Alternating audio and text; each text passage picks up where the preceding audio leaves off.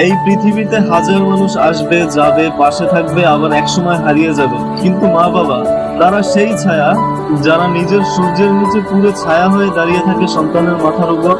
যখন সবাই ভুল বুঝে তখন মা বোঝে, যখন সবাই ছেড়ে যায় বাবা ঠিক মতো থামিয়ে বলে, আরে তুই পারবি। জীবনের অনেক জায়গায় আমরা হিরো খুঁজি, কখনো সিনেমায়, কখনো বা গল্পে, অথচ ঘরের ভেতরেই যে দুটো মানুষ দিনের পর দিন নিজের স্বপ্ন, ইচ্ছা আর আরাম বিসর্জন দিয়ে আমাদের গড়ে তুলেছেন, তারাই তো আমাদের আসল হিরো, আমাদের রিয়েল লাইফের হিরো। মায়ের চোখের নিচের কালো দাগ, মায়ের চোখের নিচের কালো দাগ, এটা কোনো ক্লিনিকে কাটানো রাতের ফল না, এটা সেই রাতের চিহ্ন যেদিন তুমি অসুস্থ ছিলে আর মা এক মুহূর্ত চোখের পাতা বন্ধ করে ঘুমাতে পারেনি।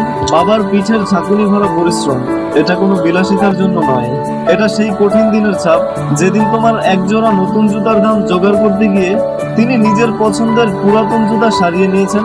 আমরা বড় হই, চাকরি করি, সাফল্য পাই, সবকিছুর পেছনে এই দুইজন মানুষ চুপচাপ সিঁড়ি হয়ে দাঁড়িয়ে থাকেন। তারা চায় না কিছু, শুধু চায় তাদের সন্তানটা যেন ভালো থাকে। যদি কখনো মনে হয় আমার কেউ নেই, একবার ভাবো মা বাবা আছেন কিনা। তোমার একটা হাসি তাদের কাছে দুনিয়ার সবচেয়ে দামি জিনিস। তাই তাদের জন্য সময় রাখো, ভালোবাসা দাও, কৃতজ্ঞ হও, কারণ একটা সময় আসবে যখন শুধু স্মৃতিগুলোই থাকবে আর তোমার মন কাঁদবে।